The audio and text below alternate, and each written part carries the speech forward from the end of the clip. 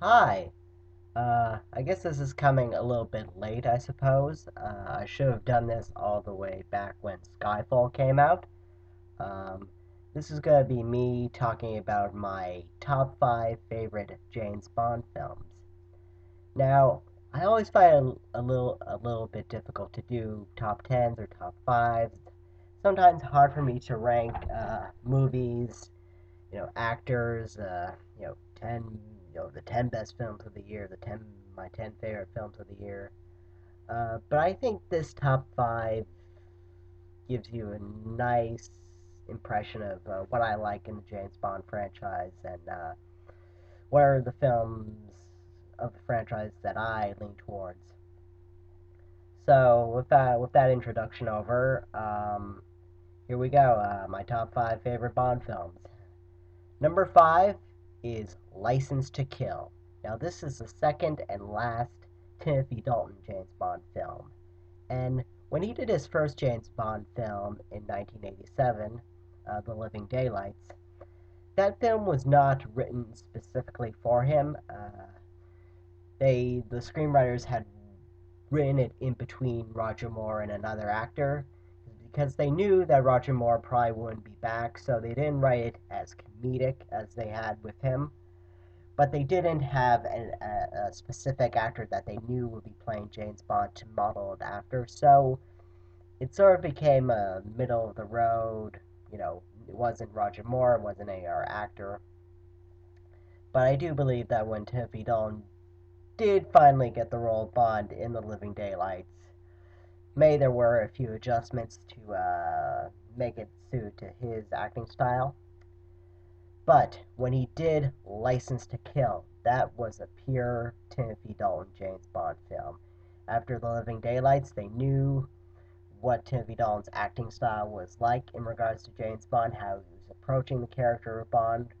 He had gone back and read the Ian Fleming novels to prepare because he wanted to bring it closer to reality, the character's psychology, as well as the whole atmosphere of the Bond universe. He wanted to tell darker stories as Bond. He wanted to be part of more mature stories. And License to Kill, it's hard to imagine any other of the Bond actors being in a movie like this, with the exception of Daniel Craig, who kind of did his License to Kill with Quantum of Solace, so that's quite a different film. Now, License to Kill begins with Felix Leiter and James Bond going off to Felix's wedding. Felix, of course, is the CIA agent who's been Bond's friend and ally since 1962's Doctor No. Bond and Felix get pulled over by the DEA, who Felix is working with, and they tell Felix that Fran Sanchez, a drug dealer, is here in Miami. I believe it's Miami. So to make things short, they do capture Sanchez at the beginning of the pre-title sequence, and then when Sanchez escapes, you know, after the title sequence, he he has Felix's wife Della raped and killed, and he feeds Felix to a shark, which is taken from the second James Bond novel, Live and Let Die. That's one of those references that's it wasn't in the original Live and Let Die film, but it was in the book. And Felix survives, and Bond, who was supposed to go on another mission, begins investigating. When M finds out about this, he revokes Bond's license to kill. When Bond, is really questioning M and telling him that, M, that I have to do this, I have to avenge my friend. That's when M is like, Bond, you're not even going on this mission anymore. Your license to kill is revoked. Uh, but Bond escapes with his gun, and he continues on his revenge path. Uh, and yeah, I really like this film. I know it's not going to be to everyone's taste because it is such a darker, slightly less humorous take on the James Bond character. Uh, for a franchise that's never been like too over the top bloody, this is a pretty gritty film. I've seen more violent films, but for a James Bond film, there are certain scenes in this film that are pretty brutal, such as when Sanchez puts one of his minions, who Bond has framed, uh, as made Sanchez believe is working against him, puts him in an airlock. Forget what it's called. It's like an air compression thing, uh, and makes it so it turns the pressure up, and then Sanchez takes the axe, breaks the glass, Buddy's head explodes, and yeah, it's pretty gruesome. Um, and Dalton, he's a really strong actor. I haven't seen a lot of his work outside of James Bond, and maybe that's for the best. That it's best to just know him specifically from James Bond. But he's really great in the role. I really think that he, along with Daniel Craig, is the closest to what Fleming was writing about. A more world-weary, uh, more mature, darker character. And along with The Living Daylights, I think License to Kill is one of the more emotionally resonant of the James Bond films. You really begin to care. You really do care about the characters. You care about what happened to Felix. You care about Bond on his mission and his relationship with Pam Bouvier, a CIA pilot who becomes part of, starts to help Bond along with his mission. Of course, there's a little bit of a love triangle with Sanchez's girlfriend, Lupe, and yeah, that triangle actually works quite a bit.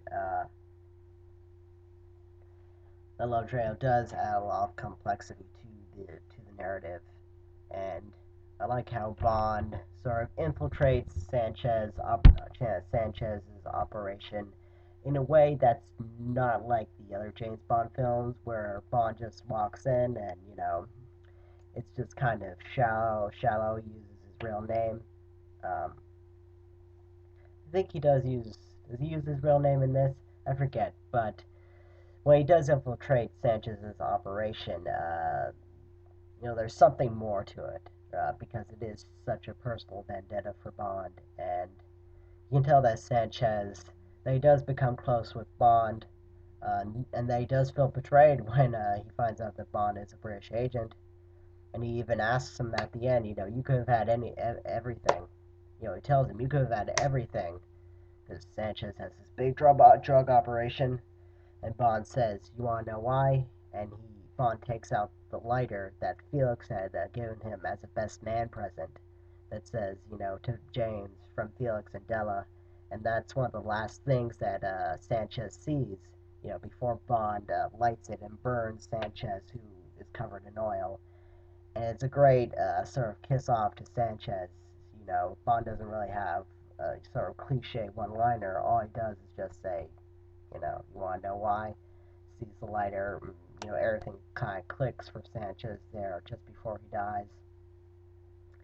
And this was, of course, Timothy Dalton's last film as Bond. It's a little bit disappointing that he didn't have another film after this, or a few more films before it, because I don't have anything against Roger Moore, but I kind of wish that he had left the series a few films before, and Dalton could have come in and done maybe two more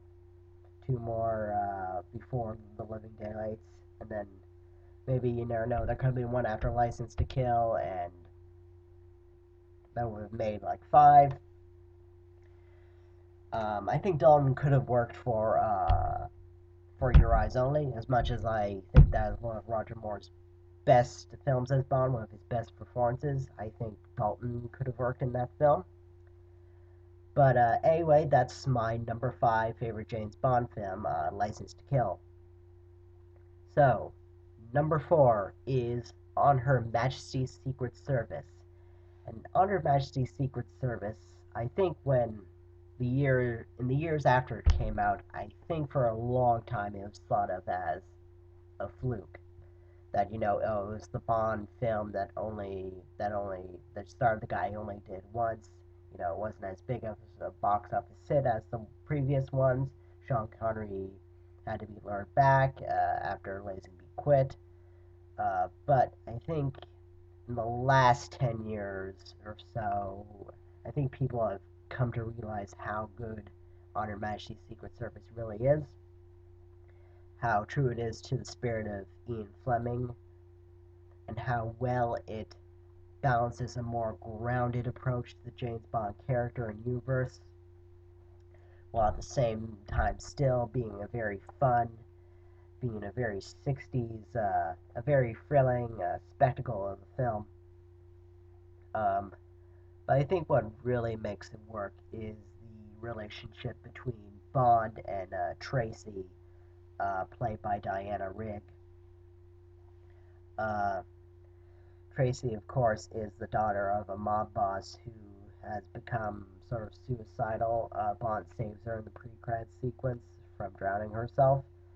And Tracy's father, Marco Dreco, who's part of who's the head of this European crime syndicate, he tells Bond, I can help you find Blofeld, Ernest Stavro Blofeld, who was established as the villain in the previous Bond films before this. I can help you find him if you promise to marry my daughter. And Bond's sort of not interested at first because Bond's a bachelor. He even says, I'm a bachelor. But soon, him and Tracy do generally fall in love.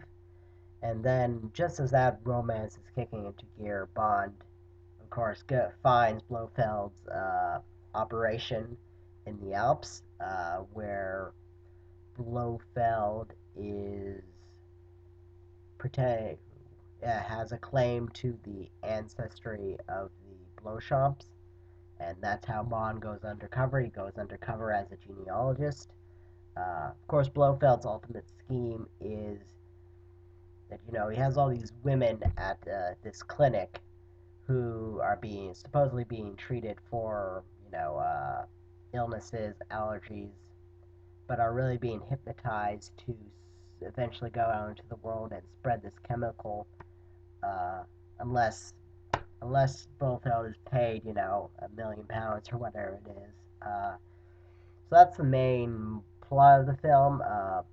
Bond eventually defeats Blofeld, and then of course there is the ending of the film where Bond is married. Bond and Tracy get married, and as they pull over to the side of the road, Blofeld's car drives by, and Irma Bunt, who is Blofeld's right-hand woman in this film, shoots at the car, and Tracy is murdered. A cop car pulls up, and Bond. The final shot of the film is just a close up of Bond, as he says, it's pretty. I think it's almost verbatim from the original novel. We have all the time in the world. She's just resting, and that's the ending. It ends so tragically, and it's a pretty. When you look at it, it's such a ballsy, risky ending that it's hard to imagine seeing it in a blockbuster film today. Even with Casino Royale, which also ended tragically with Vesper Lynd's death, even that film sort of ended on a little bit more of an exciting, upbeat note with, Bond, James Bond. That's the final line of that film.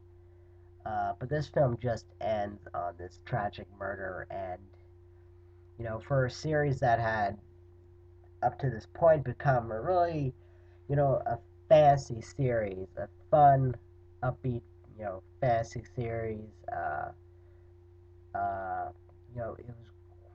I admire the filmmakers for going down a different route and going down a more emotionally resonant, realistic route, showing Bond as a real person who can be hurt, who can fall in love, and in Bond's line of work, it's hard to settle down, it's hard to form emotional connections with people because those connections can be used against you.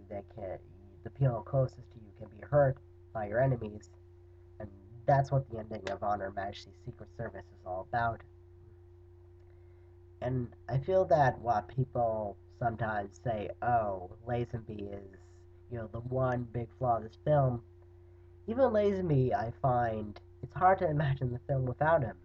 Maybe because it is the only film that he did as Bond, or the only major films he ever did as an actor. Uh, he is. Sometimes there is a little bit of stiffness to him, so he's not quite the presence that Sean Connery is. But I think that he, by this point, Connery's Bond had become such a larger than life superhero figure that I feel that Lazenby's lack of polish, his sort of lack of completely strong charisma in the same sense that Connery had charisma, makes this Bond feel a lot more real, a lot more tangible, a lot more like the Bond Ian Fleming was writing about. And of course, as I said, this film is one of the closest to the Ian Fleming novels. So yeah, I like Lazenby in the role. I wish that he hadn't quit, that he hadn't been convinced by his agent that Bond would become an anachronism in the 70s, because this film came out in 1969 at the tail end of the 60s, and Lazenby was convinced that, it didn't even matter if he played Bond anymore because, the character wouldn't last. I would have liked him to have come back for a song like For Diamonds Are Forever, and I wish the Diamonds Are Forever. I wish we could have had a Diamonds Are Forever that was more of a true sequel to Honor Majesty's Secret Service, because that Diamonds Are Forever was the next film after Honor Majesty's Secret Service, but Connery came back and they made it a very campy, cheesy.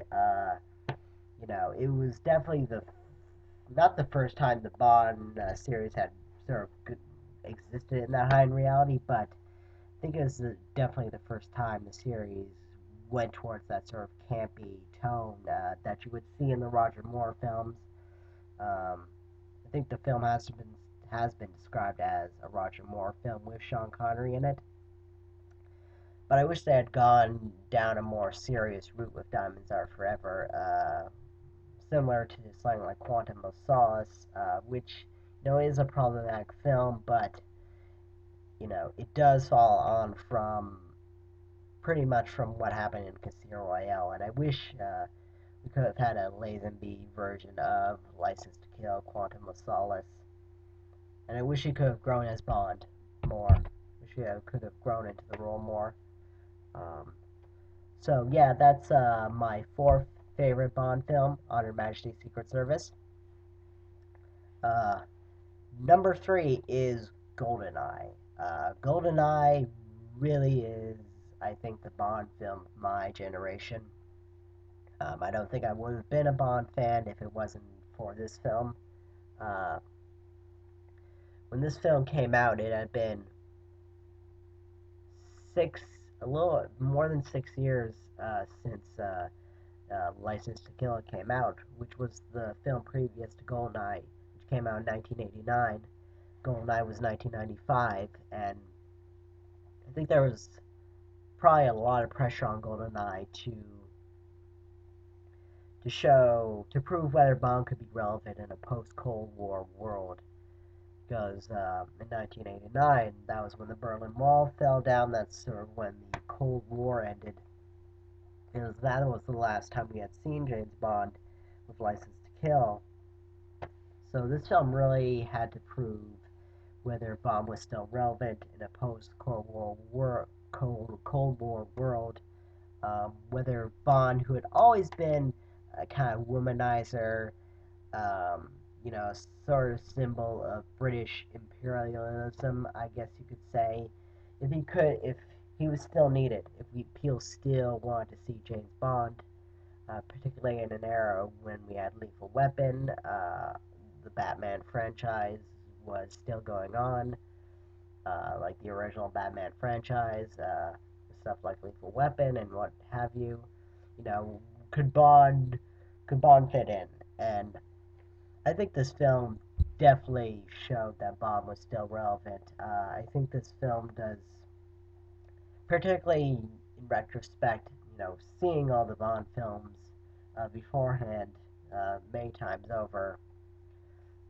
When I first saw this film, I hadn't seen any of the Bond films before, but now, in the years gone by, I think this film does a really good job of reintroducing James Bond into the 90s, and having the same Bond elements while still and the same Bond personality traits, while still not lean, while still making him work for the 90s. Some have said it's a little bit too politically correct, and that's true in a sense, but I think that it's important with James Bond to acknowledge that some of the ways he's acted in the past, particularly in the 60s, you really have to call attention to it occasionally, and this film does, and I think it works. I think after all that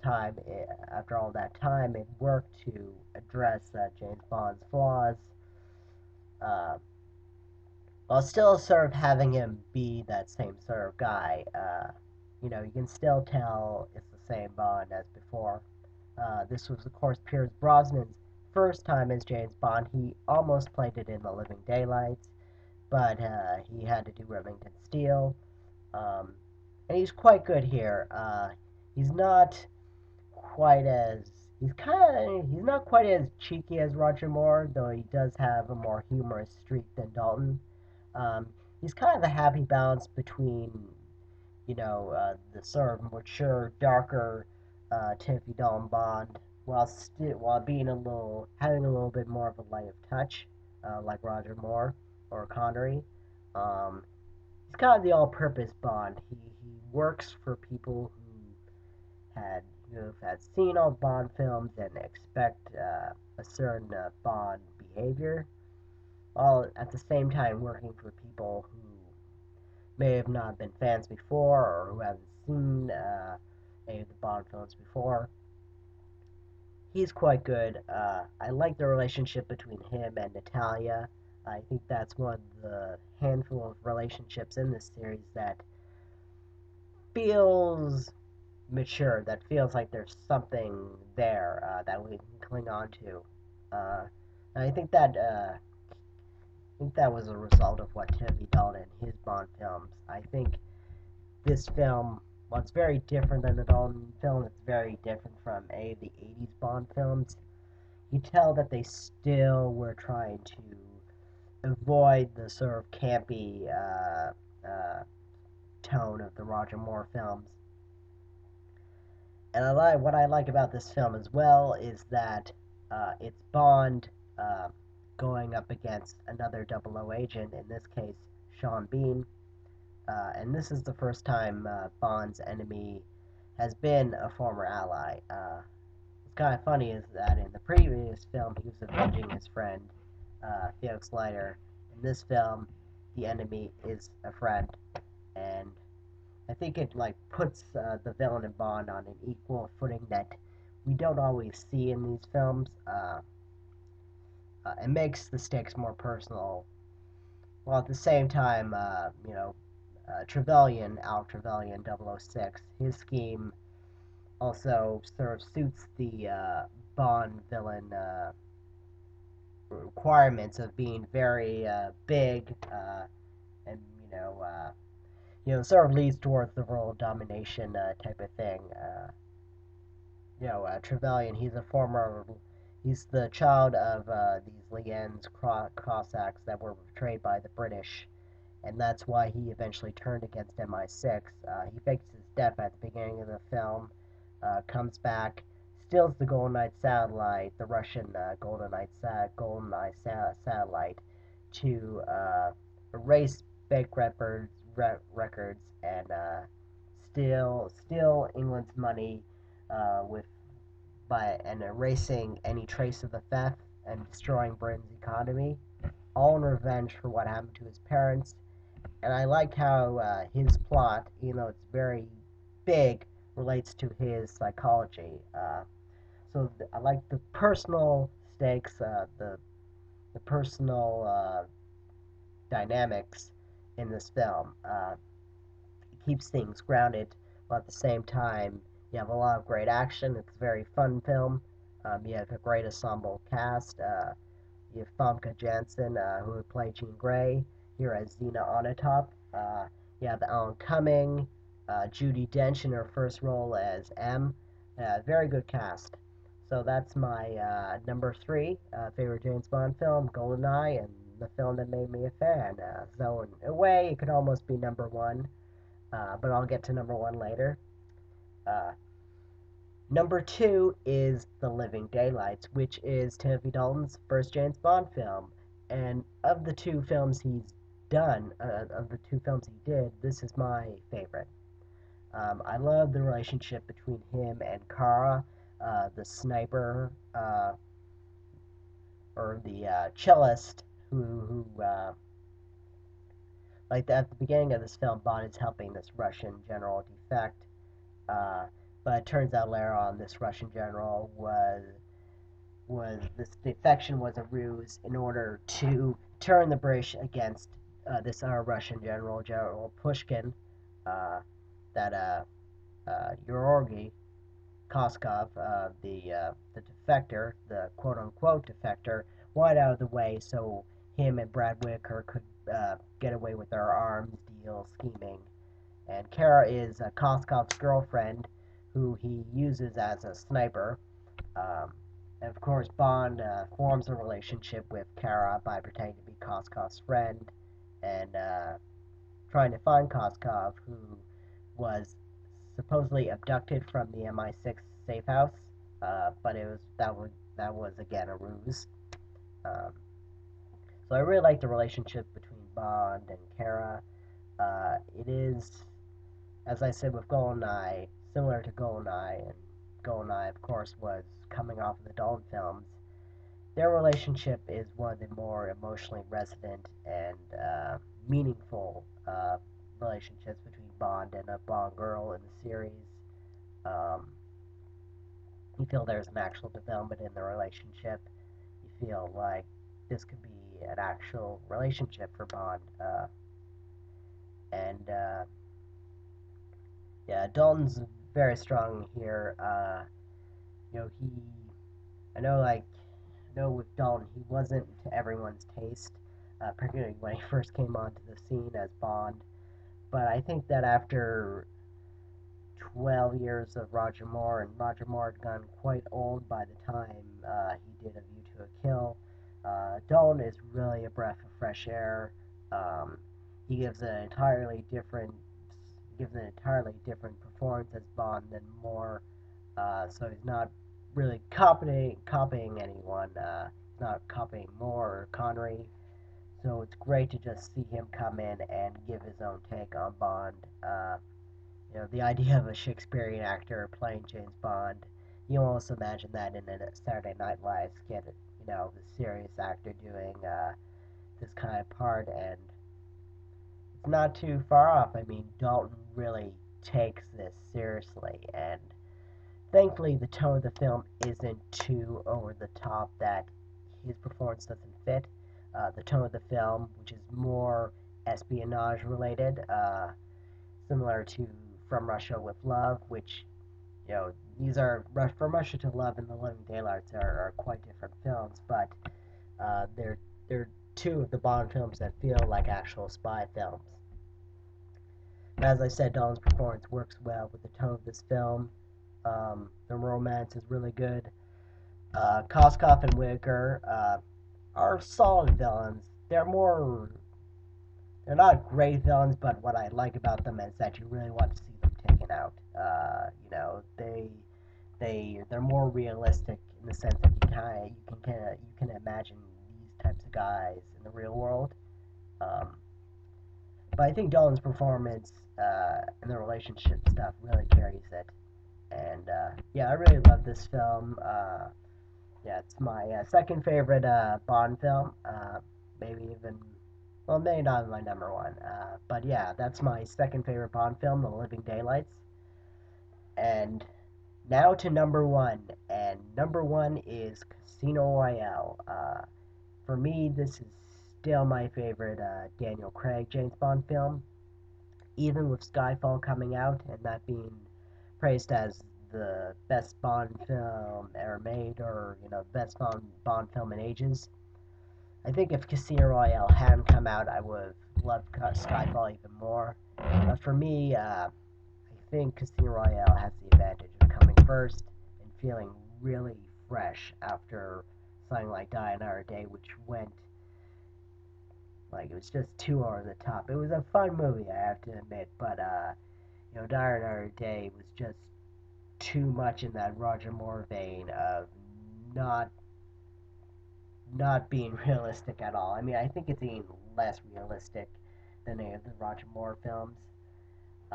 With Casino Royale, it was coming right after Batman Begins, and like Batman Begins, it stripped down the foundation and built itself back up so that even though even though this film doesn't have a lot of the elements from the other James Bond films, it really works as an origin story for James Bond, as well as a film that has the right tone for a James Bond film.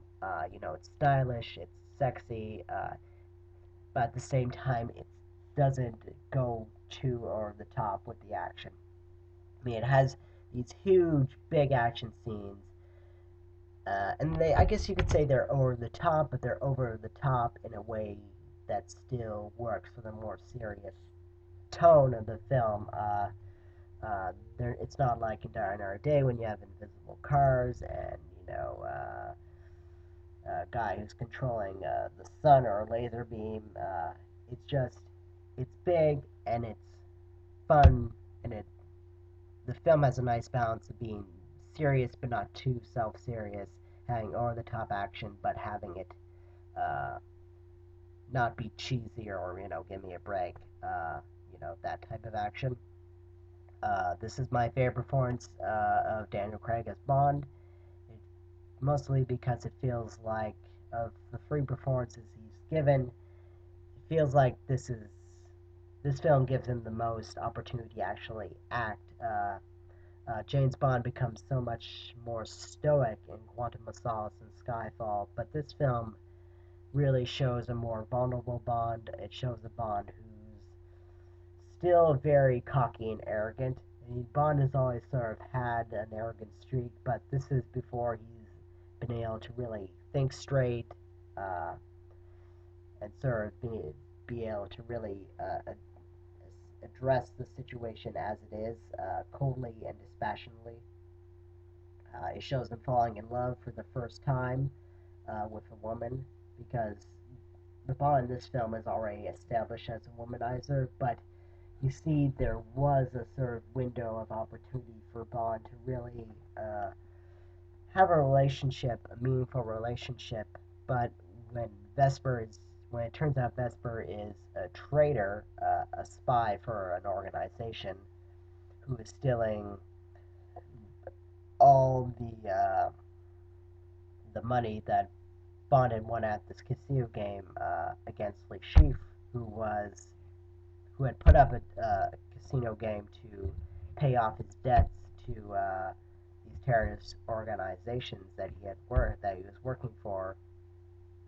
Yeah, it's kind of a complicated plot. If you've seen Casino Royale, you know what the plot is. Uh, but yeah, the stuff between him and Vesper really, really hit me hard. The first two times I saw the film. Um, it's just like on Her Majesty's Secret Service. You see how tragic a character Bond is, because this is based on Ian Fleming's original novel. And you see that the way Fleming wrote Bond, he wasn't just a cold womanizer who never had any feelings towards the women he had sex with. That there were women that touched him, and So Vesper isn't the only one in the books that does that, but she was the first. You know, we never got to see her in the original series of films. We only saw Tracy, but you know, even in On Her Majesty's Secret Service, the book, Tracy Vesper's grave is mentioned. How Bond goes there every year, and I think this film really nails, you know, what happened to Bond to sort of make to really solidify him as this kind of womanizer, this kind of cold guy who didn't want to get emotionally attached to anyone. And yeah, it's yeah, I love this film. I haven't seen it for a while, but I remember seeing it for the first time and it really being an eye-opening experience. Like, okay, this is what a James Bond film should be. It shouldn't be like, you know, that campy. It shouldn't be that goofy. It can be, you know, more serious, but still fun. And yeah, I love the film. Arguably, some of the action scenes, they're sort of, I guess people could argue they're kind of like filler, but I think that they work for giving the audience something to, you know, raise their blood pressure, then, you know, kind of go on with the other character stuff. And I will say this, that I don't think the action ever gets in the way of the character stuff, like some films where you feel like, you know, character stuff just stops and it just becomes action. You know, the ending of this film, even though it does end with a big action set piece, there's a lot of emotion involved, and it isn't, you know, obligatory. Doesn't feel obligatory. It feels okay. We've reached this point. It makes sense why this is happening, and it feels in a way it's both epic but also intimate in terms of what's going through Bond's mind and what you know is going to happen at the end of this sequence. And yeah, those are my top five favorite Bond films. Let me know what are your top five, what are your top 10, where does Skyfall fit in? Do you think it's do you think it's the best Bond film? Is it your favorite? Is it top 10 worthy? Um, really, anything Bond related, let me know. So I hope you enjoyed listening. This video went on a little bit longer than I planned. Uh, but yeah, I enjoyed talking about James Bond with you or at you. And let me know what you think. Have a good day. See you around.